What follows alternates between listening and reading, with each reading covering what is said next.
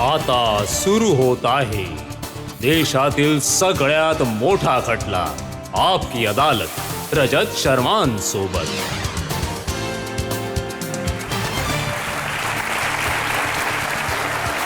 नमस्कार. थँक्यू. चला तर मग सुरू करूयात आपकी अदालतमध्ये आजचा खटला. आपकी अदालतमध्ये आज माझे पाहुणे आहेत एक असे फिल्म स्टार जे जेव्हा हिरो बनून आले जनतेने त्यांना खूप प्रेम दिलं, पण जेव्हा ते विलन बनले तेव्हा मग त्यांची लोकप्रियता आणखी वाढली. असा चमत्कार आपल्या फिल्म इंडस्ट्रीमध्ये खूप कमी होतो. प्लीज वेलकम नायक पासून खलनायक बनलेले बॉबी देओल.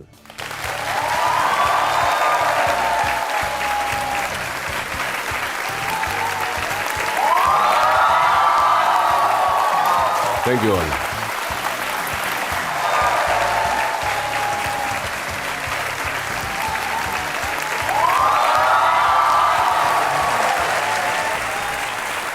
आपकी अदालतमध्ये आपल्या जज खूप खास आहेत. त्या मंत्री राहिलेल्या आहेत. तुम्ही त्यांना सिनेमांमध्ये पाहिलं आहे. प्लीज वेलकम बीना काक.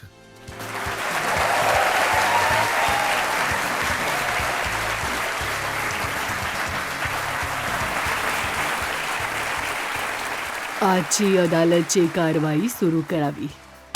चला तर मग सुरू करूयात आजचा खटला. आपकी अदालतमध्ये पहिला आरोप फिल्म स्टार बॉबी देओल यांच्यावर. आपकी अदालतमध्ये फिल्म स्टार बॉबी देओल यांच्यावर आरोप आहे की हे वास्तव लपवून ठेवतात. आता बॉबी तुमचा बायोडेटा पाहिला तर म्हणतात की मुंबईच्या फेमस जमनाबाई नर्सी स्कूलमध्ये शिकलात. हो मिठीबाई कॉलेजचे ग्रॅज्युएट आहात. हो हो. खूप अभ्यासामध्ये चांगले होता. अजिबात परंतु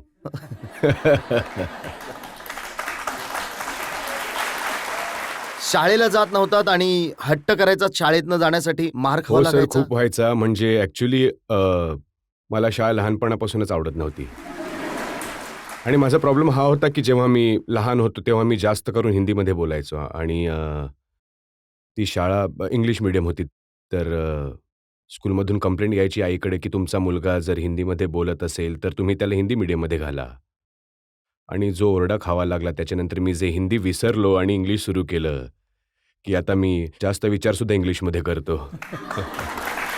तर तर जेव्हा कधी सकाळी सकाळी लकीली माझं घर जवळ होतं, म्हणजे 5 मिनिटं अंतरावर बाईक कार चालतसुद्धा तितकंच लांब होतं. तर आई मला मारत घेऊन जायची शाळेपर्यंत आणि तिथे प्रिन्सिपल उभे होते. ते म्हणाले, त्यांनी माझ्या आईला पाहिलं आणि म्हणाले की तुमच्या मुलाला शिकायचं नाही आहे, त्याला आत्ताच्या आत्ता परत घेऊन जा. मी म्हणालो यार का म्हणाले हे असं, मला परत मारत मला घरी घेऊन गेली. तर मग असं मार होतं. चपलेने खावा लागायचा. हो, आई जास्त करून चप्पलने, म्हणजे त्यांचं गो टू वेपन तेच होतं.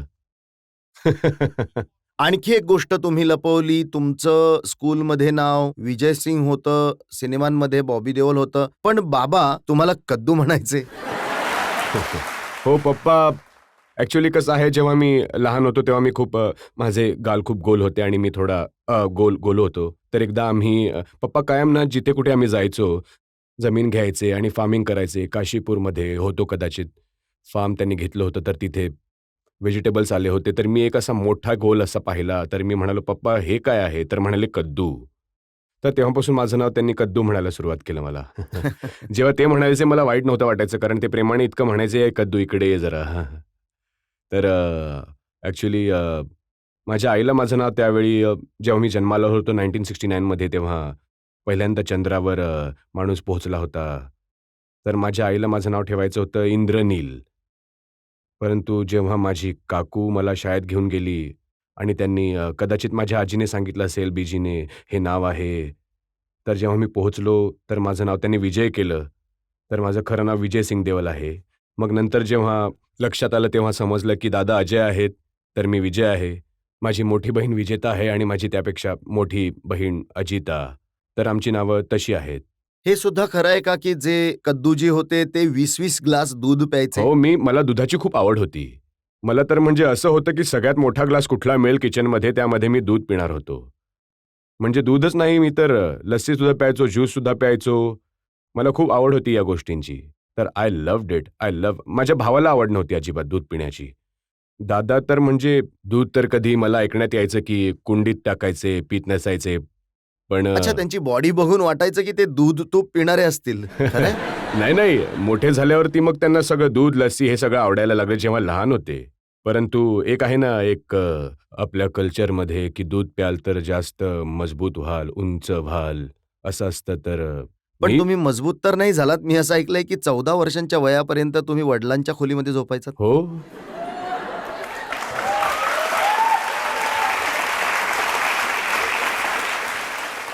मी खूप लकी आहे की मला ती 14 वर्ष मिळाली आई-पप्पांबरोबर दररोज. आणि मी त्यांना बघायचो. पप्पा घरी शूटवरून लेट यायचे, तर मी जागत असायचो, त्यांची वाट बघायचो. कधी-कधी जेव्हा मी आजारी असायचो तेव्हा पप्पा खूप काम करायचे. पप्पा 3-4 शिफ्ट करायचे. तर रात्री यायचे आणि मला पकडायचे आपल्या हाताने, असे गळ्याशी पकडून झोपायचे आणि मला त्यामध्ये जो एक एक आराम मिळायचा तापामधून, ते काही वेगळंच होतं. तर मी खूप लकी होतो. आई मला ओरडत असायची, "जा, लाज वाटू दे, मोठा झालाय, जाऊन झोप आपल्या भावाबरोबर." तर मला खूप वेळ लागला तिथे जाण्यासाठी. मला 14 वर्ष लागली तिथपर्यंत पोहोचण्यासाठी. तर मी कायमच खूप आणि मी जवळ हे होतो सुद्धा त्यांच्या. ऐकलंय की रात्री अंधारामध्ये भीती वाटायची म्हणून दिवा लावून झोपायचात तुम्ही. ॲक्चुअली ही ही ही सवय मला लागली पप्पांकडून. कारण पप्पांना नेहमीच थोड्या उजेडाची सवय होती झोपताना. तर जेव्हा मी त्यांच्याबरोबर 14 वर्ष राहिलो, तर मला सुद्धा त्या प्रकाशाची सवय लागली. थोडासा उजेड माझ्या खोलीमध्ये असायला पाहिजे आणि कायमच राहिलाय. आता माझं लग्न सुद्धा झालं, तर मी आणि माझी बायको भांडत राहते, "लाईट ऑफ कर." मी म्हणतो, "मला हवाय थोडासा उजेड." तर ठीक आहे म्हणते ती, आता तिला सुद्धा सवय लागली आहे. पण हो, त्यामुळे मला उजेडाची कारण त्यामुळेच मला मला तसं कम्फर्टेबल वाटतं. आणि तुम्हाला घराबाहेर जायला अलाउड नव्हतं. अजिबात नाही. अजिबात अलाउड नव्हतं. स्कूल सकाळी सुरू व्हायचं 9 वाजता आणि 3:30-4 वाजता संपायचं. मी घरी यायचो आणि त्याच्यानंतर मी घरीच मग जेव्हा मी 9th-10thमध्ये गेलो तेव्हा मोठे होतात तुम्ही त्या एजमध्ये टीनेजर, तर तुमचे मित्र वगैरे घरी पार्टी ठेवतात, तर आपल्याला बोलवायचे. तर मी आईला म्हणायचो, "आई मला जाऊ दे." आई म्हणायची, "नाही." म्हणजे 10 वेळामधून एकदा तयार झाली असेल किंवा 2दा आणि 2दा जेव्हा तयारसुद्धा झाली तेव्हा मला 9 वाजता परत ये म्हणाली. तर मी म्हणालो, "आई मी जाऊन काय करू?" तर मी तिकडे जायचो आणि तिकडे जाऊन माझ्या मित्राच्या घरी त्याला मदत करायचो सेटअप करण्यासाठी आणि मी घरी यायचो. मग ही भीती होती का की कुणीतरी तुम्हाला किडनॅप करू तसं शकेल? झालं होतं ॲक्चुअली. जर तुम्ही लोकांनी माहीत नाही, तुम्ही सगळ्यांनी ऐकलं असेल की नाही, बिल्ला रंगाचं नाव ऐकलं हो, असेल. हो, ऐकलंय. तर त्या काळामध्ये त्यांचा खूप दरारा होता, कारण त्यांनी खूप सारे क्राईम्स केले होते. दिल्लीमध्ये तर खूप वाईट केलं होतं त्यांनी. दिल्लीमध्ये एक भावा-बहिणी बरोबर आणि त्यांचं असं होतं की कुणाला सुद्धा किडनॅप करायचे, त्यांना सोडायचे नाही. आणि मी स्कूलमध्ये होतो, 6वी मध्ये होतो किंवा 5वी किंवा माझा एक मित्र होता. त्याचा हात त्यावेळी प्लास्टरमध्ये होता, त्याचा हात तुटलेला होता. तर एक दिवस सडनली समजलं स्कूलमध्ये की त्याला कोणीतरी उचलून घेऊन गेलं. तो इतका लकी होता की बिल्ला आणि रंगा कुठेतरी हरवले होते. कुणीतरी एकीकडे अडकला, कोणी दुसरीकडे अडकला. तर भीतीमध्ये त्या बिल्लाबरोबर होता तो कदाचित. त्याने त्याला तिकडेच पानाच्या दुकानापाशी सोडलं. बहुतेक तर तो वाचला. आणि तो एकच सर्व्हायव्हल आहे आजपर्यंत त्याचा. आणि तो घरी आला तर त्याला विचारले प्रश्न पोलिसवाल्यांनी, तर ते म्हणाले, "स्कूलमध्ये कोण-कोण मुलं आहेत आणि तुमच्या मुलाचं नाव?" त्याने सांगितलं, कारण माझा मित्रच होता तो. तर माझी लाईफ बदलली. मला तर म्हणजे त्यामुळेच आणखी मी कॉलेजमध्ये सुद्धा गेलो तर घरातून बाहेर नाही. मला अलाउड नव्हतं रात्री 10 नंतर. म्हणजे जो किडनॅप झाला तो फिरत होता, हां, जो तो फिरत नव्हता झाला होता. तो आपल्या घरी बंद तो होता. फिरत होता, तो पार्टी करत होता आणि मी जो किडनॅप झालो नव्हतो.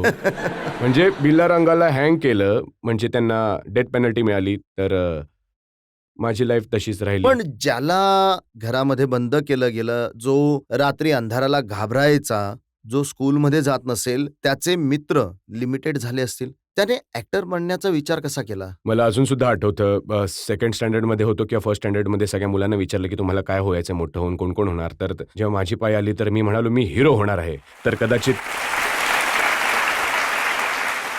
तर तेव्हापासून शौक होता, की मी हिरो होणार, पण मला ही समज सुद्धा नव्हती, की हिरो असतो काय? जोपर्यंत मी पप्पाबरोबर सेट्सवरती जायला लागलो नाही.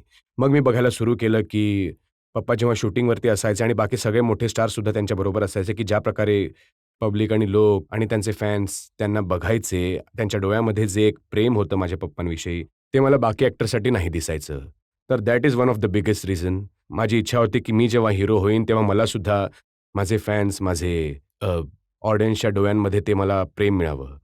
And I think that's what really motivated me. And yes, म्हणजे ॲक्टिंग हे माझं पॅशन आहे, माझं प्रेम आहे. मी माझ्या करिअरमध्ये सुरुवात खूप चांगली केली होती, मग गमावलं आणि मग परत मिळालं आहे तर मी देवाचे म्हणजे खूप मी लकी आहे आणि मला सेकंड चान्स मिळणं खूप अवघड असतं.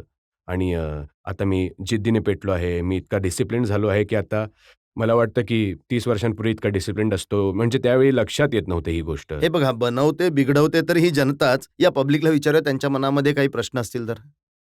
सर, धरमवीर सिनेमामध्ये तुम्ही धरमजींच्या बालपणीचा रोल साकारला होतात. तर त्यावेळेच्या काही आठवणी असतील ज्या तुम्ही आम्हाला सांगू शकता का? हो, खूपच. म्हणजे म्हणजे मला तो एक स्पेशल दिवस होता, की मी स्कूलमधून घरी आलो आणि पप्पांनी मला विचारलं, की "तू माझ्या बालपणीचा रोल करशील का?" मी म्हणालो, "हो, करेन मी." कारण त्या वयामध्ये ना इनिबिशन्स नसतात, कुठली भीती नसते आणि तुम्ही सगळे सगळे तुम्हाला सांगत आहेत, की "तू ॲक्टर होशील." तर मी म्हणालो, "हो, मी करेन." तर एक ओव्हरनाईट त्यांनी माझ्यासाठी कपडे बनवले आणि मला काय माहीत होतं, की मी तिथे जाईन आणि मी फ्रॉक घालायला लावणार ते.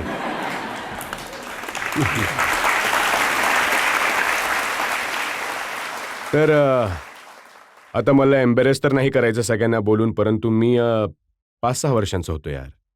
आता ब्रीफ घालत नव्हतो ना त्या वयामध्ये. तर जेव्हा मी ड्रेस घातला तर मी म्हणालो, "यार." भंवरलाल होता त्यांच्याबरोबर तेव्हा त्या काळामध्ये. मी म्हणालो, "भंवरलाल, हे तर मला काहीतरी शॉर्ट पॅन्ट द्यायला सांग यार. मी तर हे कसं फिरतोय हे असं." तर त्यांनी मला एक शॉर्ट पॅन्ट दिली आणि माझा डायलॉग होता, की "ये बात है बाबा तो ये लो."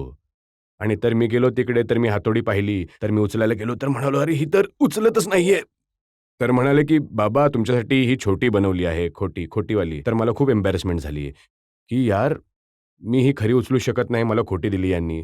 तशी उचलू शकत नव्हतोच, तर ही उचलावी लागेलच. तर मी उचलून शॉट दिला आणि रस्त्यात मी पप्पांना विचारलं, की "पप्पा, मला पैसे तर दिले नाही."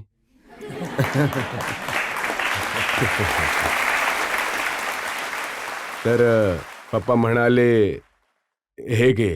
त्यांनी आपली बॅग उघडली आणि एक ₹10,000 गठ्ठा दिला आणि म्हणाले, "घरी जा, बीजी म्हणजे माझी ग्रँडमदरला दे आणि तिला सांग की सगळ्या स्टाफमध्ये वाटून टाकायला." तर मी माझ्या घरी गेलो, मी बीजीला दिलं आणि सगळ्या स्टाफमध्ये पैसे वाटले आणि मग घरात सगळे विचारत होते, की "तू काय केलंस? काय शॉट होता तुझा?" तर मला वाटतं कमीत कमी 20-30 घरचे हँगर तोडले, मारून दाखवण्यासाठी की मी हे केलंय. तर ही खूप ब्युटिफुल मेमरी होती माझ्यासाठी. माझ्या आयुष्यामध्ये माझी सुरुवात झाली पप्पांचा बालपणाचा रोल करताना. बालपणीचा रोल करत आणि माझ्या पप्पांची लास्ट फिल्म 21 त्यामध्ये त्यांचा जो पोर्शन होता, जेव्हा त्यांना यंग दाखवलं गेलंय, तर त्यामध्ये जो व्हॉईस आहे तो माझा आहे.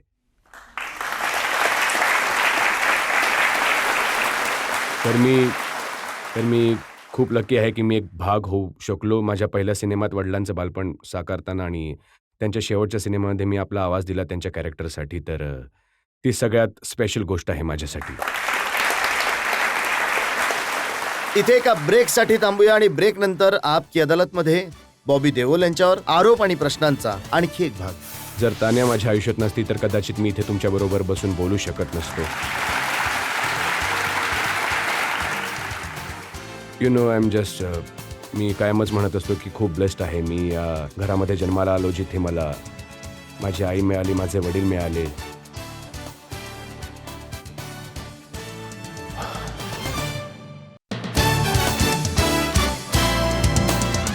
Welcome back. आपकी अदालतमध्ये आज खटला चालवत आहोत बॉबी देओल यांच्यावर. आपकी अदालतमध्ये पुढचा आरोप. आपकी अदालतमध्ये फिल्म स्टार बॉबी देओल यांच्यावर आरोप आहे की यांना सगळं काही प्लॅटरमध्ये मिळालं, पण ते त्यांनी गमावलं. आता बॉबी, हे खरं आहे का की तुम्ही जे की सुपरस्टार धर्मेंद्र यांचे सुपुत्र, सुपरस्टार सनी देओल यांचे भाऊ, तर मोठमोठे डिरेक्टर यायचे, त्यांना तुम्हाला लॉन्च करायचं होतं? प्लॅटरमध्ये तुम्हाला केवळ पहिला सिनेमा मिळतो, त्याच्यानंतर तुमचं काम बोलतं. तर मी असं नाही म्हणालो की देवाला की मला या घरामध्ये जन्माला घाला, मी तर आपोआप जन्माला आलो या घरामध्ये, मी खूप लकी आहे. कोणी विचारत नाही. तुम्ही जेव्हा जन्माला येता तेव्हा तुम्हाला हे नसतं माहिती की कुठल्या घरामध्ये, कुठल्या प्रिव्हिलेजेस बरोबर जन्माला येणार आहात. तर मी खूप लकी होतो की मला ते प्रिव्हिलेजेस मिळाले. धर्मेंद्रचा मुलगा, सनी देओल आला, लोकांनी इतकं प्रेम दिलं, इतके मोठे स्टार बनले. तेव्हा जेव्हा माझी वेळ आली तेव्हा अनेक लोक आले होते. सुभाष घई जेव्हा सौदागर बनवत होते हा, तेव्हा हा. त्यांची तुम्हाला त्यामध्ये डेब्यू करण्याची इच्छा होती. तो सिनेमा ज्यामध्ये दिलीप कुमार हो, होते, हो, बरोबर. राजकुमार होते. मला आणखी सुद्धा अनेक चांगले चांगले ऑफर्स आले होते, परंतु पप्पांचं स्वप्न होतं की माझ्या मुलाला मी लॉन्च करेल आणि तर खूप वेळ म्हणून लागला. तुम्ही नकार दिलात हो सर, हो सुभाष सर, घई यांना. नकार दिला. मग शेखर कपूर यांच्याबरोबर नाही, सिनेमा शेखरला बनवत साईन होता. केलं तेव्हा आम्ही प्रोड्यूस करत होतो विजय देओल फिल्म्सच्या अंडर आणि शेखरने माझ्याबरोबर 27 दिवस शूटिंग केलं आणि त्याच दरम्यान त्यांना ऑफर आली हॉलिवूडमधून बँडेड क्वीनची. तर त्यांनी पप्पांकडे येऊन सांगितलं की हे बघा मला एक हॉलिवूडची ऑफर आली आहे, तर तुम्ही मला जाऊ द्याल का? मी 7-8 महिन्यानंतर परत येऊन तुमच्या मुलाचा सिनेमा सुरू करेन. पप्पा म्हणाले, हे बघ तू जा, तुला ज्यामध्ये आनंद आहे तू ते कर. तुझ्यासाठी हॉलिवूड इम्पॉर्टंट आहे, माझ्यासाठी माझा मुलगा इम्पॉर्टंट आहे. आणि तर मग माझ्या नशिबामध्ये राज संतोषी लिहिलं होतं.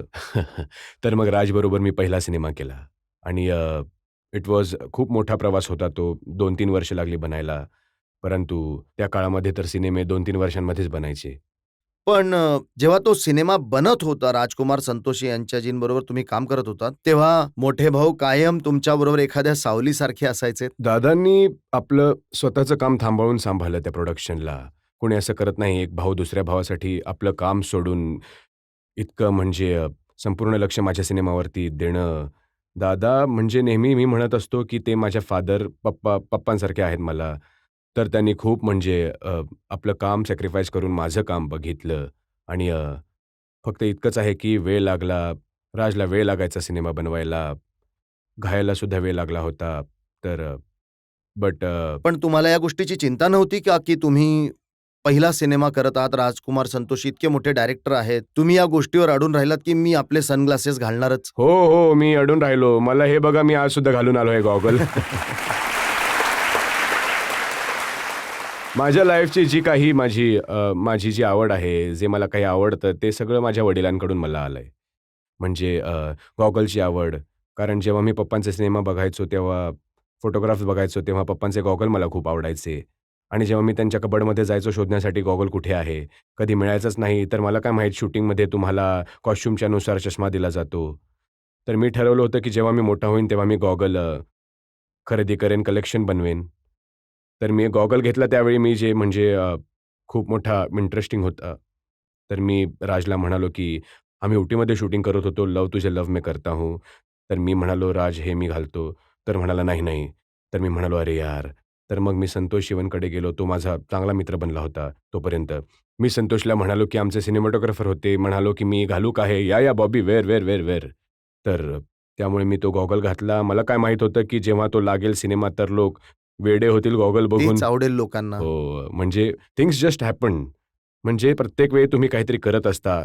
तुमच्या कधी डोक्यात सुद्धा येत नाही की हे कसं काय चालणार. त्यामुळे जेव्हा कधी मी एक ॲक्टर म्हणून परफॉर्म करत असता तुम्ही, तेव्हा मन मोकळेपणाने करा, की काहीही त्यातून चांगलं निघू शकतं. आणि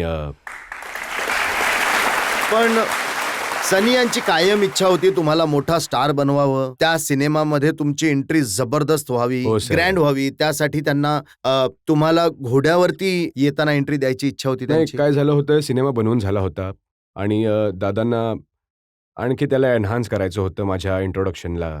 तर त्यांनी मला ॲक्च्युली त्या दिवसांमध्ये काय होतं की माझी टायगरबरोबर फाईट होती. तर इंडियामध्ये ना तोंड शिवून टाकायचं टायगरचं. तर जेव्हा आम्ही ते बघितलं, आम्ही म्हणालो आम्ही हे नाही करणार. मग दादांनी माहिती काढली की इटलीमध्ये एक आहे, एक माणूस जो त्याचा स्वतःचा झू आहे आणि त्यांनी ट्रेन केलेले आहेत अनेक अशा प्राण्यांना. तर आम्ही तिथे गेलो आणि मी टायगरबरोबर फाईट केली. म्हणजे मी विचार करणं बंद करून टाकायचं होते. काय होतं त्यामध्ये, ते एका दांड्यावरती, हुकवरती मांस लावायचे आणि टायगर यायचा तिथून आणि तो खायला जायचा आणि मला फक्त माझा हात ठेवायचा होता त्याच्या खाली. आणि माझ्या डोक्यामध्ये हे चालू होतं की जर कुत्रा चावला तर वेदना होतात, आता टायगर चावला तर म्हणजे संपलं. परंतु मी केलं कारण एक ॲक्टर म्हणून मला करावं लागतं आणि अशी सिच्युएशन येतात जिथे तुम्हाला करावं लागतं. घाण पाणी, थंड पाणी, ऊन, हे सगळं म्हणजे you have to do it. So त्याच्यानंतर दादाने डिसाईड केलं की मी स्टार्टिंगला जेव्हा मी घोड्यावर येतो ते आपण इंग्लंडमध्ये करूयात, चांगले घोडे मागवूयात आणि लेट डिस्ट्रिक्टमध्ये करत होतो. तर जेव्हा करायला लागलो तेव्हा पहिला शॉट हेलिकॉप्टरमधून ते शूट करत होते टिनू वर्मा, आमचे फाईट मास्टर. आणि ते फर्स्ट टेकमध्ये एक काहीतरी कॅमेराचा प्रॉब्लेम झाला, तर दुसरा टेक जेव्हा मी करायला गेलो तेव्हा काय होतं, जेव्हा तुम्ही घोडा पळवता तेव्हा पुढे एक घोडा उभा असतो डिस्टन्सवरती, जिथे तुमचा तो घोडा त्याला बघून थांबेल. तर जेव्हा मी गॅलप करून जात होतो, तर पुढचा घोडा असा झाला आणि हलला नाही, तिथेच थांबला. माझी लाथ जाऊन त्याला लागली मागे आणि मी हवेत उडालो आणि माझा पाय मोडला. तर आता दादा होते फक्त. माझी इतकी अवस्था वाईट होती, की दादांनी मला असं पकडून ठेवलं आणि बस मला माहीत होतं माझा भाऊ माझ्याबरोबर आहे आणि मला काही होणार नाही. आणि मग ते रात्री मला घेऊन लंडनला गेले आणि माझी सर्जरी तिकडे झाली. तर अजूनही माझ्या पायामध्ये रॉड आहे आणि जसे तुम्ही सांगत होता की तुमचं लग्न बैसाखीच्या दिवशी झालं. माझंसुद्धा बैसाखीच्या दिवशीच होणार होतं लग्न, पण माझा पाय नीट नाही झाला तर मी मी आता 30 तारखेला मला माझे 30 वर्ष पूर्ण होतील माझ्या वाईफबरोबर.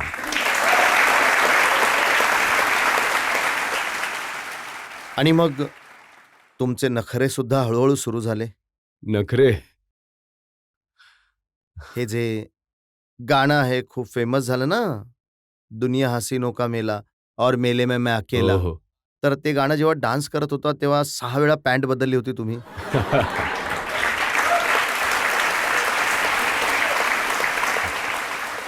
माहिती आहे का, मी इतकी मेहनत केली कारण ते माझं पहिलं गाणं होतं ज्यावर मी डान्स करत होतो. आणि मला डान्सची आवड आहे, परंतु इतकीसुद्धा नाही की ज्या प्रकारे मला डान्स करायला लावला. तर त्या दिवसांमध्ये मी जसं आता एसीमध्ये बसलो आहोत स्टुडिओमध्ये, तेव्हा त्या दिवसांमध्ये एसी नसायचे आणि इतके म्हणजे फास्ट स्टेप्स दिले होते चिन्नी सरांनी. तर माझी काळी जीन्स होती आणि भिजून जायची. तर त्यांनी आणि भिजल्यानंतर जेव्हा बसायचो ना, तर बॉडी सॉल्ट त्यावरती दिसायला लागायचं. तर मग मला प्रत्येक 10 शॉट नंतर पॅन्ट बदलावी लागायची. आणि but it was fun because I enjoyed it. आणि किती पॉप्युलर झालं ते मी कधी विचारही केला नव्हता. आजसुद्धा पॉप्युलर आहे. त्यामुळे म्हणजे कमीत कमी ही गोष्ट विसरली गेली की जे देओल्स आहेत ते डान्स नाही करू शकत.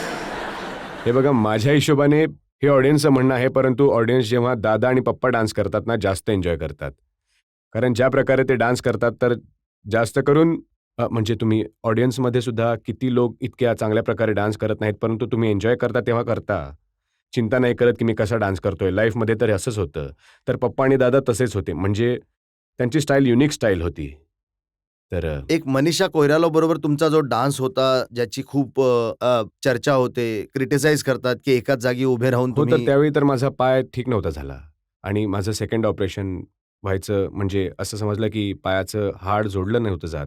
तर जेव्हा मी शूटिंगवरती गेलो, तर शूटिंग करायचं होतं कारण सिनेमा खूप डिले झाला होता. तर मला या स्टेप्स दिल्या. तर लोकांना वाटलं माझी स्टाईल आहे, हेच बॉबी स्टाईल आहे आणि चाललं त्यावेळी. आता जरा त्यावरती मीम्स बनले आहेत, परंतु तरीसुद्धा लोक खूप प्रेम देतात. मग कधी तुम्ही आणि सनी देओलनी एकत्र डान्स केला आहे का कुठल्या केलाय ना. सिनेमामध्ये? दादानी जो एक सिनेमा केला होता आमच्याबरोबर, दिल लगी डायरेक्ट. तर त्यामध्ये धूम धूम लक लक धूम धूम लक, त्यामध्ये आम्ही दोघांनी डान्स केला होता एकत्र.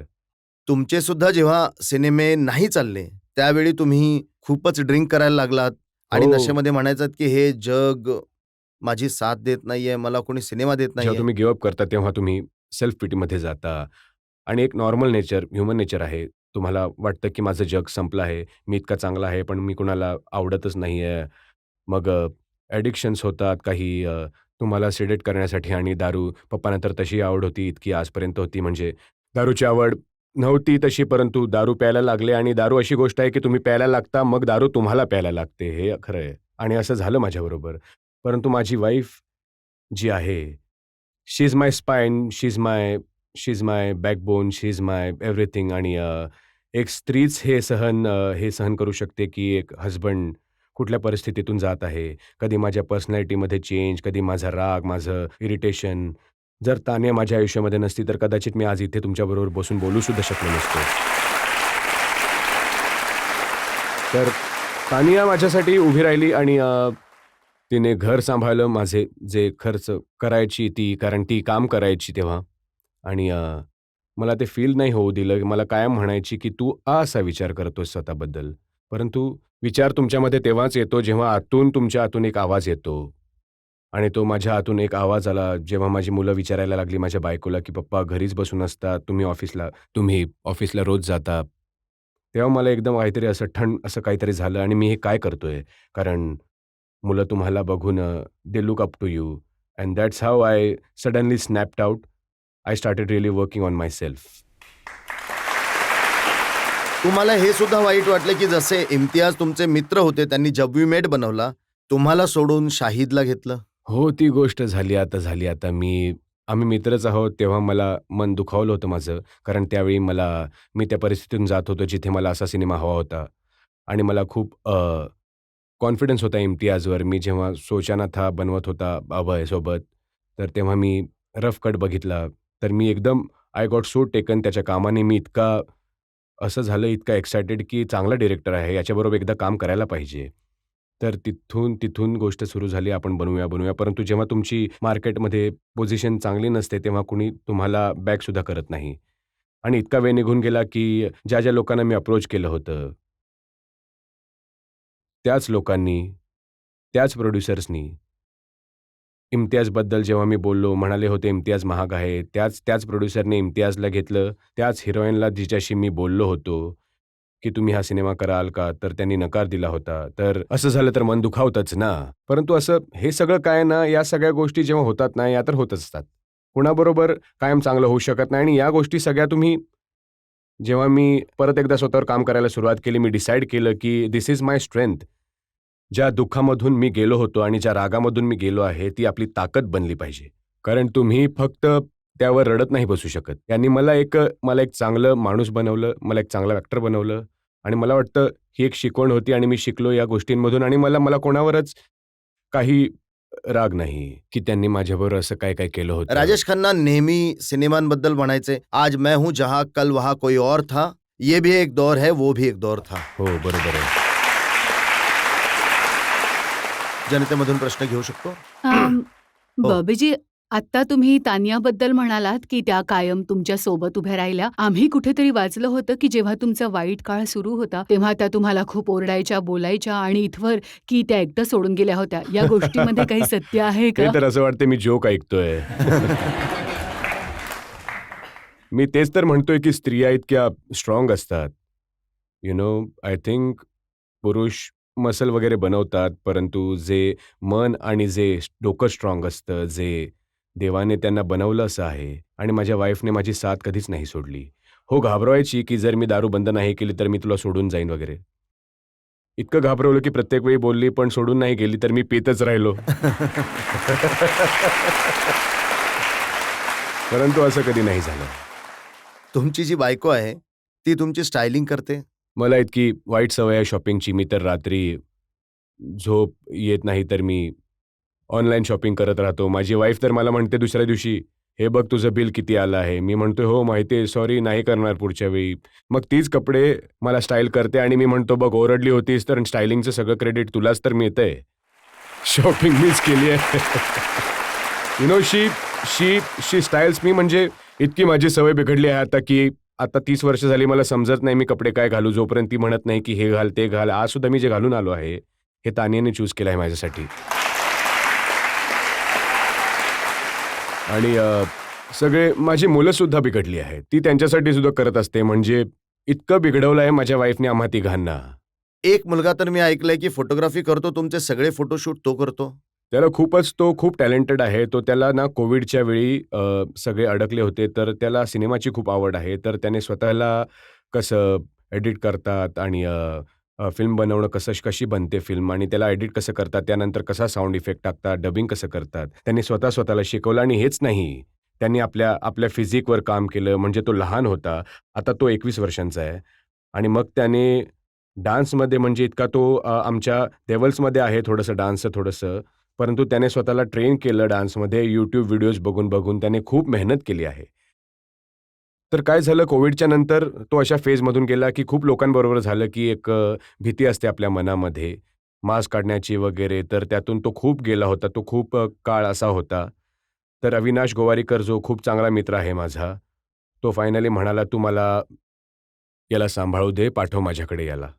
आणि त्याने 1 वर्ष त्याच्याबरोबर फोटोग्राफी केली आणि त्याच्या आधीपासूनच त्याला फोटोग्राफीची आवड होती. तर माझे जे फोटोज मी Instagramवर टाकत असतो ते जास्तीत जास्त मी त्याचं नाव टाकतो खाली. पण त्याने Instagram त्याचं बंद केलं आहे कारण ते त्याला नकोच आहे फॉलोअर्स वगैरे. तर ते सगळे त्यानेच काढले आहेत. मग आता त्याला सुद्धा हिरो बनण्याची संधी मिळेल का? माझ्या दोन्ही मुलांना हिरो बनायचं आहे. अ, काय करणार हे? ही इंडस्ट्रीच अशी आहे की प्रत्येकाला असं वाटतं, मग तो डॉक्टर असो किंवा इंजिनियर असो किंवा कुठल्याही प्रोफेशनमधील असेल, त्या सगळ्यांच्या मनामध्ये हा विचार असतो की मी सुद्धा ॲक्टर बनू शकतो. हे असेच प्रोफेशन आहे, यू नो. आणि ते याच कुटुंबातील आहेत, यामध्येच मोठे झाले आहेत, त्यांनी हे सगळं पाहिलं आहे. आणि मी तर माझ्या मोठ्या मुलाला फायनान्स शिकायला लावलं. तो NY ह्युस्टनमध्ये गेला and he pass with honours and he was really good at his studies. तर मला वाटलं कदाचित हा काहीतरी वेगळं करेल, अमेरिकेमध्ये सेटल होईल, मी जाईन तिकडे, मोठं घर असेल, जे काही असेल, म्हणजे मेहनत करेल, सुट्टी घालू त्याच्याबरोबर. पण त्याला ॲक्टर बनायचं होतं, तर आता तो शिकत आहे, ॲक्टिंग कोर्सेस करत आहे, सगळं करत आहे. या चांगल्या नोटवर एक ब्रेक घेऊया आणि ब्रेक नंतर आपकी अदालतमध्ये बॉबी देओल यांच्यावर प्रश्नांचा आणि आरोपांचा आणखी एक भाग. हिरो असतो, परंतु जास्त तर काही कॅरेक्टर्स असे असतात सिनेमामध्ये जे तुम्ही थिएटरमधून जेव्हा बाहेर निघता तेव्हा ते तुमच्याबरोबर राहतात. तर मी डिसाईड केलं की मी तसे कॅरेक्टर्स चूज करेन, तसे कॅरेक्टर्स प्ले करेन. म्हणजे रेपिस्ट, करप्ट, बेईमान आणि ते सुद्धा बाबाच्या नावावर. नाही.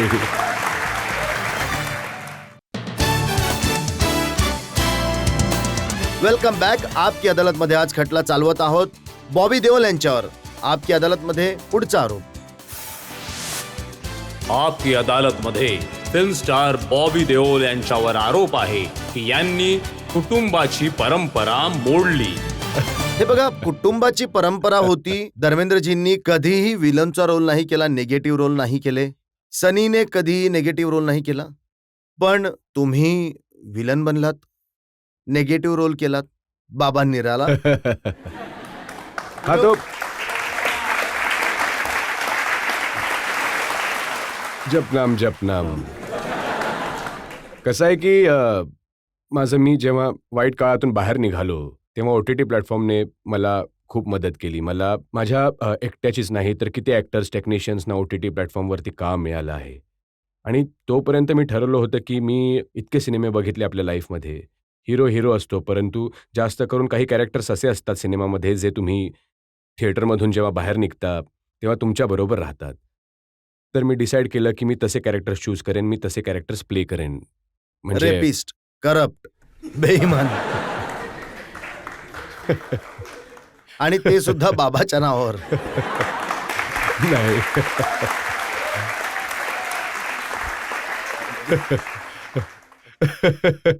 तुम्ही मला नाही, मी असा विचार करून नव्हतं केला तो रोल. जेव्हा मी प्रकाशजींकडे गेलो होतो तेव्हा मला कुठे माहित होतं की मी गोष्ट ऐकत होतो. मला वाटलं तो पोलीसवाल्याचा रोल ऑफर करतील, जो दर्शनने प्ले केला आहे. तर जेव्हा संपूर्ण गोष्ट जितकं होतं सिनॉप्सिस ऐकवलं आणि मी म्हणालो इंटरेस्टिंग आहे, तर प्रकाशजी म्हणाले I want you to play the बाबा. मी म्हणालो हे तर मी विचारही नव्हता केला. तर मग जेव्हा मी आणि जेव्हा तुमच्याकडे काम नसतं ना आणि असे रोल्स मिळतात जे तुमची इच्छा आहे की तुम्ही कम्फर्ट झोनच्या बाहेर असता, तर मी म्हणालो नक्कीच करेन मी. हे माझ्यासाठी चॅलेंज आहे. आणि जो सिनेमा आहे म्हणजे जे ॲक्टर्स आम्ही करतो, आम्ही रिअलमध्ये कोणाचा खून नाही करत, कोणाची हत्या नाही करत, काही करत नाही. आम्ही फक्त परफॉर्म करतो. नाही, लोकांनी खटला केला तुमच्यावरती की तुम्ही बाबांना, आश्रमना बदनाम केलं. बदनाम केलं. त्यामुळेच तर टायटल चेंज झालं. आधी आश्रम होतं, त्याच्यानंतर ते झालं बदनाम आश्रम. कदाचित म्हणूनच चेंज केलं टायटल. आणि काही लोक म्हणतात हे जे बाबा राम रहीम यांच्या लाईफवरती होतं, काही लोक म्हणाले हे आसाराम बापू यांच्या लाईफवर होतं. मी ॲक्च्युली कुठल्याही बाबाची लाईफ फॉलो केलेली नाही, परंतु आपल्या सोसायटीमध्ये जे होतं, मूव्हीज त्यालाच रिफ्लेक्ट करते. तेच दाखवायचं असतं की आपल्या सोसायटीमध्ये असे लोक आहेत आणि गोष्ट तेव्हाच तुमच्या लक्षात येते, तेव्हा तुम्ही त्याचं दुःख समजू शकता, त्याचा चांगुलपणा समजू शकता. आणि म्हणूनच इतका मोठा हिट झाला तो शो. कारण कित्येक शहरांमध्ये, छोट्या गावांमध्ये असे बाबा आहेत जे चांगले आहेत, काही खूप चांगले आहेत, आणि काही 1-2 वाईट असतात, ज्यांनी इतक्या लोकांचे आयुष्य उद्ध्वस्त केलं आहे. तुम्हाला कुठल्या वाईट बाबांनी इन्स्पायर केलं हा रोल करण्यासाठी?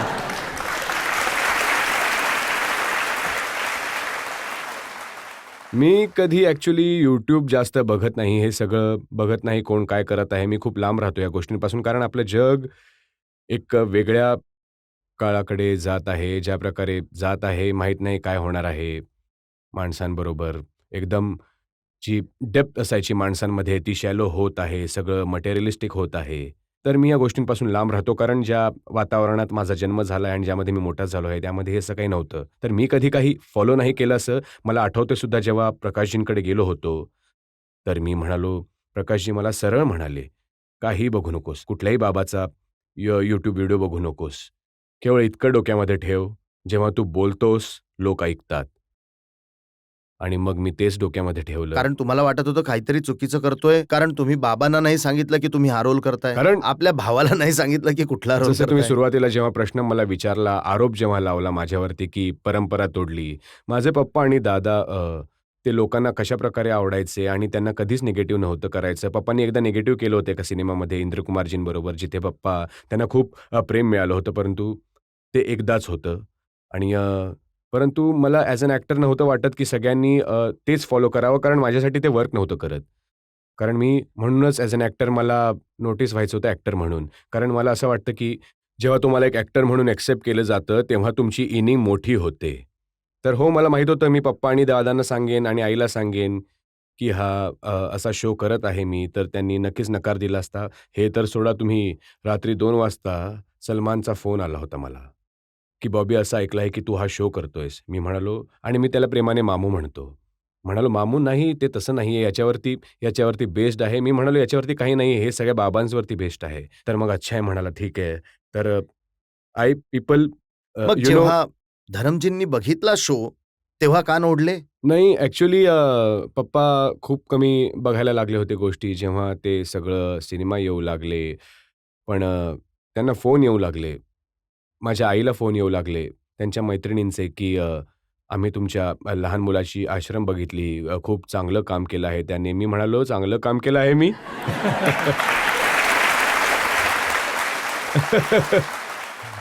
मग माझ्या पप्पांना त्यांच्या मित्र वगैरे ओळखायचे. त्यांना सांगू लागले, की तुमच्या मुलाने काय काम केलं आहे आश्रममध्ये, खूप कमालीचा शो आहे.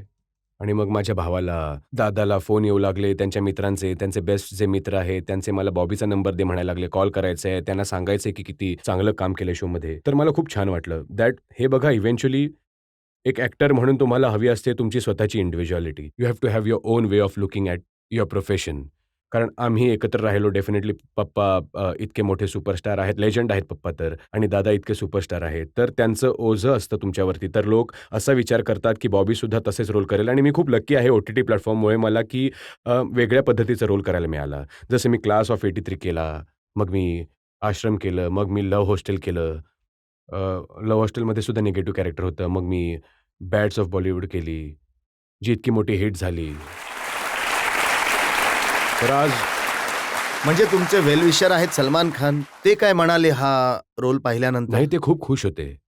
मामू इतका गोड माणूस आहे ना सलमान, म्हणजे त्याला फक्त द्यायचं माहिती आहे. त्याचं इतकं मोठं मन आहे. त्याला कायम प्रत्येकाला आनंदी ठेवायचं असतं. आणि मला वाटतं त्यामुळेच पप्पा म्हणायचे की हा माझ्यासारखा आहे. त्यांच्या सिमिलर क्वालिटीज होत्या. मी कायम म्हणायचो की जेव्हा मला फोन आला रेस 3साठी, त्यावेळी त्याच्या आधी एकदा आम्ही CCL एक सेलिब्रिटी क्रिकेट लीग आहे आणि मी दाढी वाढवली होती. मी काहीतरी ट्राय करत होतो एक प्रोजेक्ट करण्यासाठी, तर गोष्टी काही घडत नव्हत्या. तर सलमान भेटला मला, म्हणाला, "ही दाढी काय वाढवून ठेवली आहेस तू? शेव्ह कर, किती सुंदर दिसतोस तू." मी म्हणालो, "नाही मामू, मी एक सिनेमा बनवण्याचा प्रयत्न करत आहे, तर त्यासाठी वाढवली आहे." म्हणाला, "हे बघ बॉबी, जेव्हा माझं करिअर चालत नव्हतं व्यवस्थित, तेव्हा मी संजय दत्तच्या पाठीवर चढलो, मग तुझ्या भावाच्या पाठीवर चढलो." तर मी म्हणालो, "मला तुझ्या पाठीवर चढू दे." आणि त्याला ती गोष्ट लक्षात राहिली. आणि काही वर्षानंतर त्याने मला फोन केला, "बॉबी, शर्ट काढणार का?" मी म्हणालो, "मी काहीही करेन." आणि तसा मला रेस 3 मिळाला आणि रेस 3मुळे मला खूप बेनिफिट झालं. कारण म्हणजे सलमान हा मासेसचा सुपरस्टार आहे. सगळे त्याच्यावर इतकं प्रेम करतात, सगळे त्याचे सिनेमे बघतात. मला संधी मिळत होती त्याच्या सिनेमामध्ये येण्याची. तर लोक जे बॉबी देओलला ओळखत नव्हते, त्याला ओळखू लागतील आणि दॅट रिअली हेल्प मी. ही तुमची गोष्ट अगदी खरी आहे. सलमानचं मन खूप मोठं आहे आणि कायम इतरांची मदत करण्यासाठी तत्पर असतात.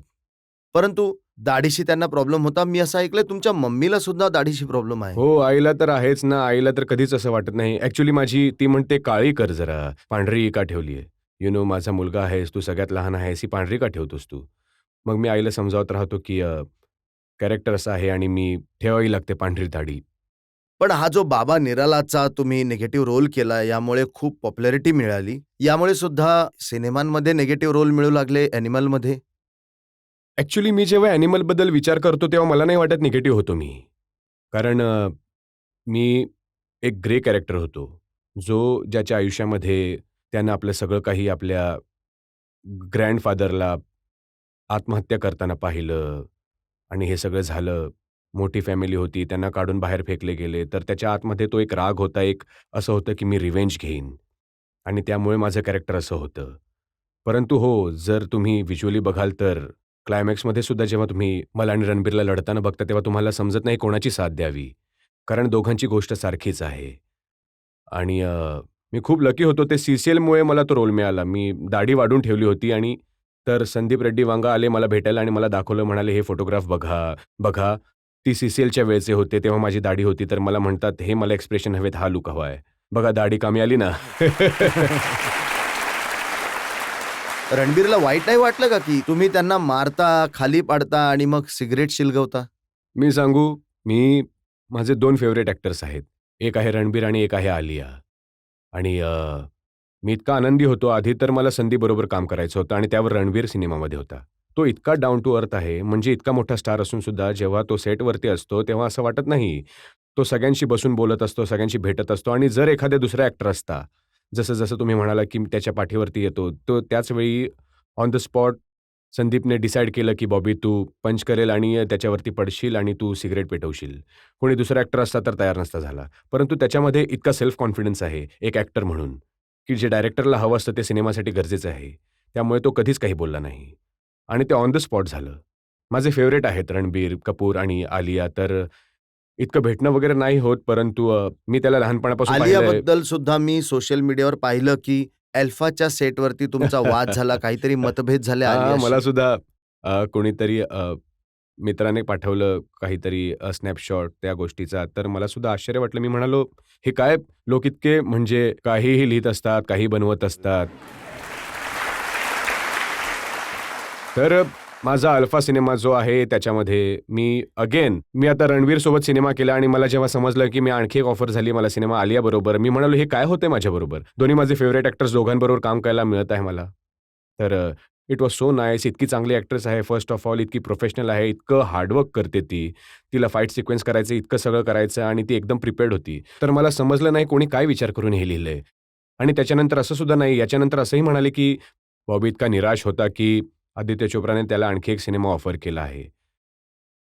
आता आता मी I can't go around proving the point to anybody, but it is not true and I am lucky that I am here. तुम्ही हा प्रश्न विचारला आणि मी तुम्हाला याचं उत्तर देत आहे.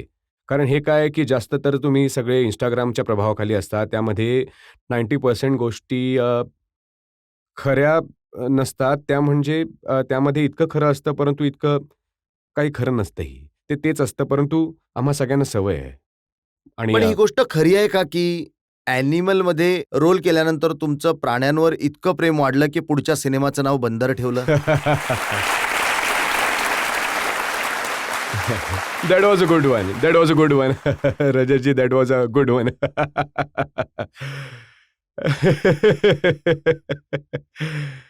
ॲक्चुअली जेव्हा सिनेमा बनवत होते ना, तेव्हा मी निखिल, जे आमचे प्रोड्युसर निखिल द्विवेदी, त्यांनी जुनं गाणं शोधलं. जे त्याचे लिरिक्स खूप पॉप्युलर झाले. कम ऑन बेबी, दिल किसको देगी. तर आम्हाला इतकं आवडलं. मी म्हणालो सिनेमाचं टायटल असलं पाहिजे, कम ऑन बेबी, दिल किसको देगी. तर ते तर आम्ही असंच चेष्टा-मस्करी करत असतो सेटवरती. पण बंदर रिअली सूट्स द फिल्म. कारण गोष्ट अशी आहे, खऱ्या स्टोरीवर आधारित आहे. जसं लहानपणी कदाचित तुम्ही पाहिलं असेल, it was a lot of cruelty towards animal. माकडाला घेऊन फिरायचे आणि ते डमरू वाजवायचे आणि माकडाचा नाच दाखवायचे.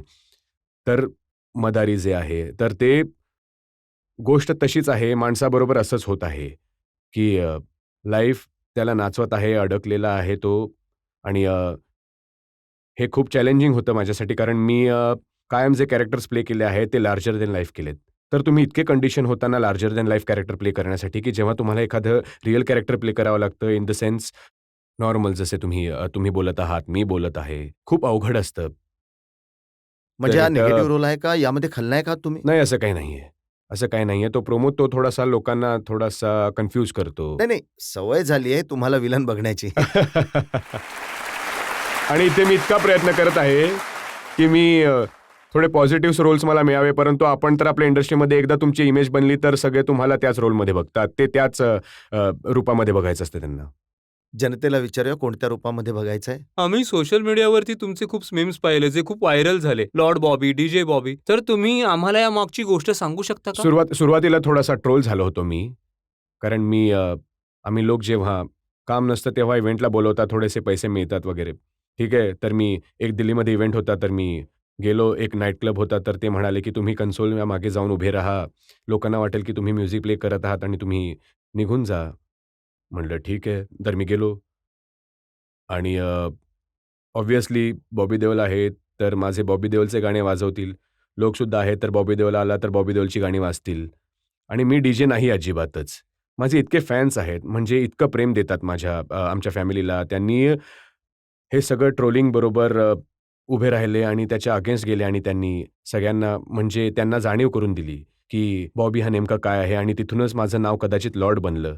आणि मी इतका ब्लेस्ड आहे कारण पप्पांमुळे आम्हाला इतकं प्रेम मिळतं. आणि हे खूप छान आहे, की म्हणजे मी कधी विचार नव्हता केला, की मला लोक लॉर्ड म्हणतील. तर आणि फक्त प्रेमामुळेच झालंय आणि आदर आणि आणि मी काय म्हणू आय एम व्हेरी ब्लेस्ड. आणखी एक प्रश्न घेऊ शकतो? ॲनिमल मूव्हीमध्ये तुमची फेमस डान्स स्टेप आहे ना जमाल कुडूस सॉन्गवर. सर ते आजकाल प्रत्येक लग्न पार्टीमध्ये वाजत असतं. कुणी ना कुणी आपल्या डोक्यावरती ग्लास ठेवून ती डान्स स्टेप करत असतो सर. एकदा तुम्ही ती डान्स स्टेप आमच्यासाठी कराल का?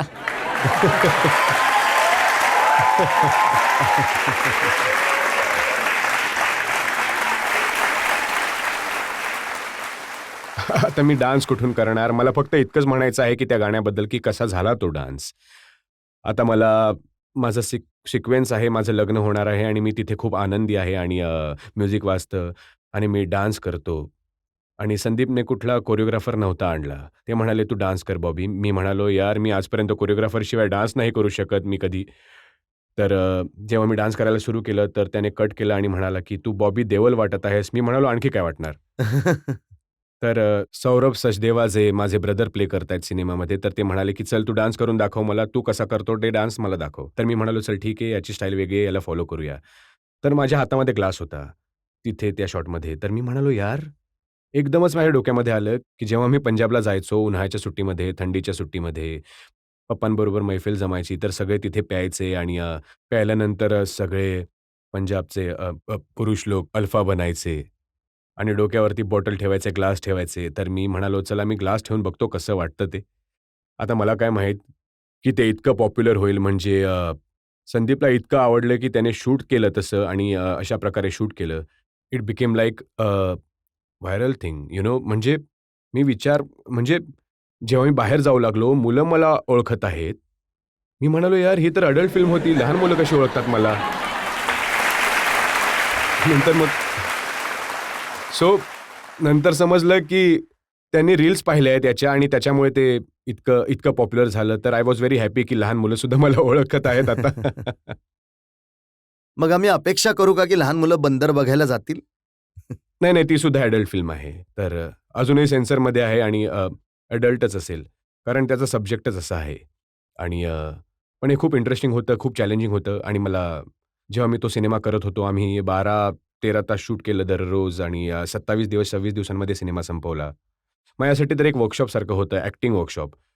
अनुरागबरोबर म्हणजे मी इतकं शिकलो त्या फिल्मच्या दरम्यान, की कसं आपल्या आतमध्ये टॅप करायचं. एक ॲक्टर म्हणून ते इमोशन कसे आणायचे आणि जितके काही माझ्यासमोर ॲक्टर्स होते, इतके चांगले ॲक्टर्स होते ते. त्यांच्या एनर्जी बरोबर माझी एनर्जी आणखी इम्प्रूव्ह झाली. मी शिकलो आणि तो खूप ग्रेट एक्सपिरियन्स होता माझ्यासाठी ॲक्टर म्हणून. कारण मी माझी सगळी लाज बाहेर फेकून दिली आणि अगदी निर्लज्ज, एक असतं ना ॲक्टरने कायम निर्लज्ज राहिलं पाहिजे, इनिबिशन्स नसली पाहिजेत आणि या सिनेमासाठी ती रिक्वायरमेंट होती. तर मी खूप खूप मेहनत केली आणि मी बेस्ट देण्याचा प्रयत्न केला. माझ्या आणि इथे जितके लोक बसले आहेत त्यांच्या सगळ्यांच्या शुभेच्छा आहेत. तुमचा हा सिनेमा यशस्वी व्हावा, तुम्ही पुन्हा एकदा हिट व्हावा पॉझिटिव्ह रोलमध्ये. इथे एका ब्रेकसाठी थांबूया आणि ब्रेक नंतर आपकी अदालतमध्ये बॉबी देओल यांच्यावर आरोप आणि प्रश्नांचा आणखी एक भाग.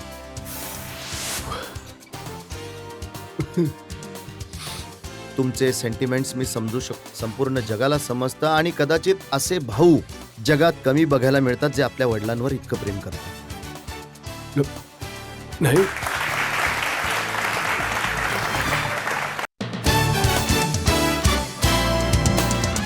Welcome back. आपकी अदालतमध्ये आज खटला चालवत आहोत बॉबी देओल यांच्यावर.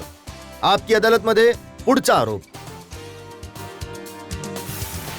आपकी अदालतमध्ये फिल्म स्टार बॉबी देओल यांच्यावर आरोप आहे की हे आपल्या हिरोईन्सना त्रास देतात.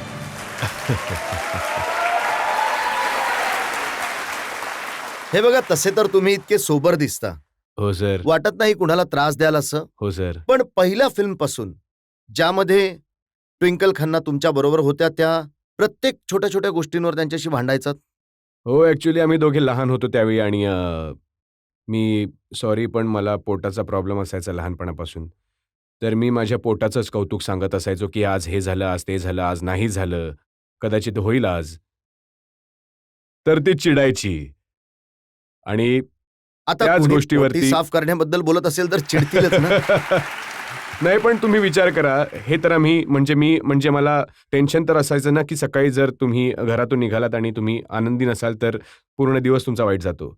तर जेव्हा तिने पहिला इंटरव्ह्यू दिला, तिने सरळ इंटरव्ह्यूमध्ये सांगून टाकलं की बॉबीचा तर हाच प्रॉब्लेम असतो. मी तिला फोन केला आणि मी म्हणालो, हे कसं काय बोलू शकतेस तू इंटरव्ह्यूमध्ये? म्हणजे ते खूप लहान होता मी, म्हणजे आणि मग अनेक वर्षांनंतर तुम्ही क्रूजवर शूट करत होता, तेव्हा एक बातमी छापली ज्यामध्ये लिहिलं होतं, बॉबी ले रहे सन बाथ ट्विंकल के साथ. अ, अ, ही तर खरी मजा आहे या अफवांची की कसं विचार करून कसे लिहिलं जातं ते. असं कधी झालंच मग नाही. अक्षय नाराज झाले. नाही, नाही. असं काही नाही झालं. तर हे सगळं असंच जे लिहिलं जातं गॉसिप वगैरे. बिच्छूच्या शूटिंगच्या दरम्यान राणी मुखर्जीला तुम्ही डेड फुटिया म्हणायचात.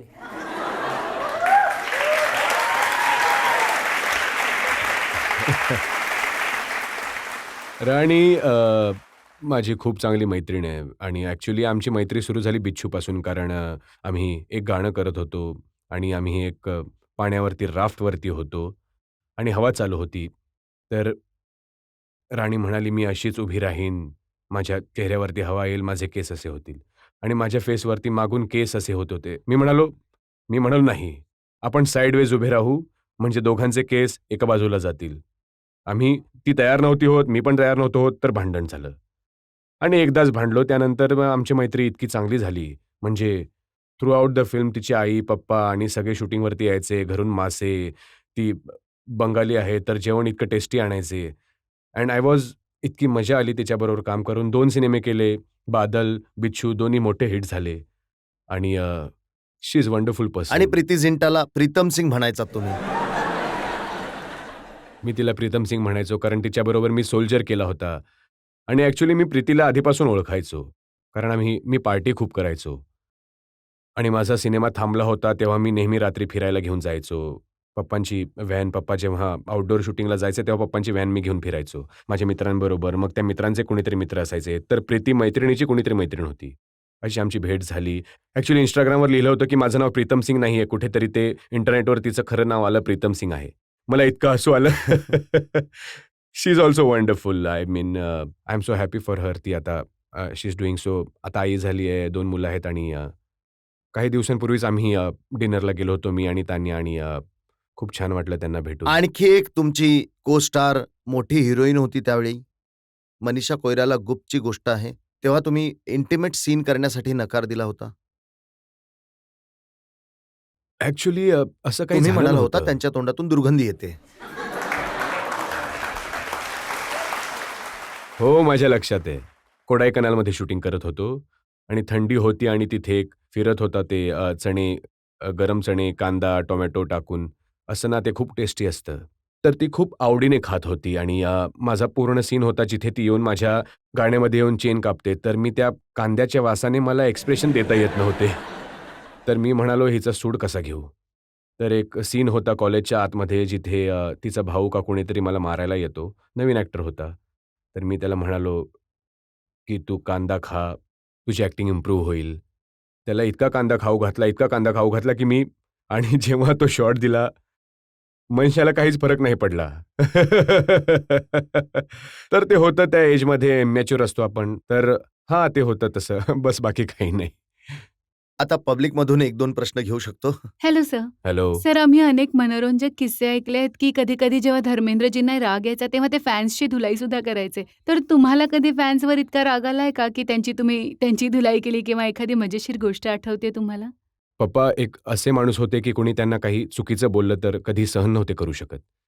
तर मग त्यांचा हात तर मोठाच होता, तर 2-3 मारायचे. त्याच्यानंतर पप्पा त्यांना मग घराच्या बाहेर असायचे. मग त्यांना घराच्या आत घेऊन यायचे, खायला द्यायचे, दूध प्यायला द्यायचे, नवीन कपडे द्यायचे.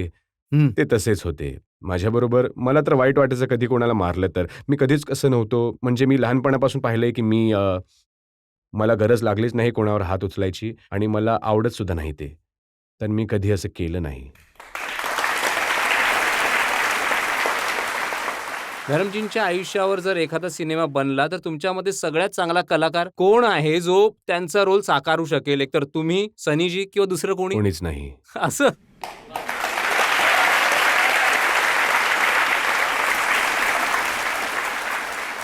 त्यांच्यासारखा कधीच होऊ शकत नाही कुणीही. ज्या प्रकारचे माणूस होते ते, ज्या प्रकारचे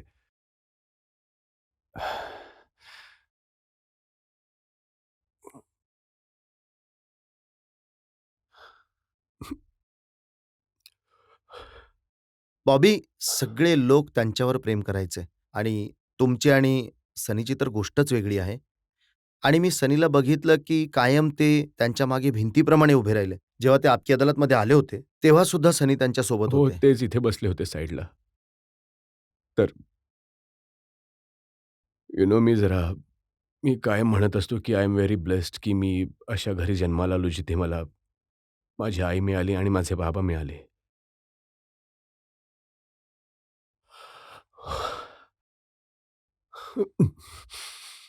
तुमचे सेंटिमेंट्स मी समजू शकतो. सगळ्या जगाला समजतं आणि या सेंटिमेंट्सची खूप रिस्पेक्ट करता. जितकं तुम्ही धरमजींना प्रेम दिलं, जितका रिस्पेक्ट तुम्ही दिला, कदाचित असे भाऊ जगात आपल्याला कमी बघायला मिळतात, जे आपल्या वडिलांवर इतकं प्रेम करतात.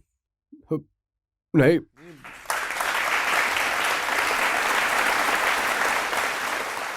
नाही माझ्या पप्पासारखं कोणी होऊ शकत नाही. आणि ही गोष्ट खरी आहे, की धरमजींसारखा खरंच असा कोणी होऊ शकत नाही. मला वाटतं ह्या नोटवर आजचा शो आपण इथे संपवूयात. आपण एका ब्रेकसाठी थांबूयात आणि ब्रेकनंतर ऐकूयात आपकी अदालतमध्ये आजच्या जज बीना काख यांचा निर्णय बॉबी देओल यांच्या खटल्यावर.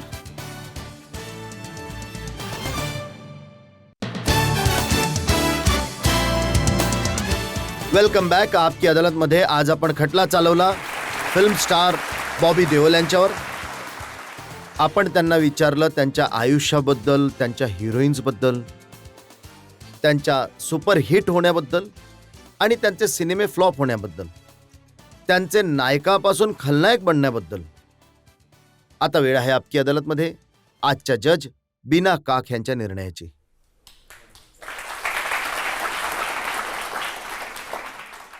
आजच्या अदालतमध्ये सगळं ऐकल्यानंतर खूप इंटरेस्टिंग, वेगवेगळी पात्र बॉबीचे आणि वेगवेगळे चरित्र, वेगवेगळे उतार चढाव ऐकल्यानंतर संपूर्ण तपासणीमध्ये रजतजींनी खूप प्रयत्न केला पकडण्याचा, पकडले सुद्धा गेले हे.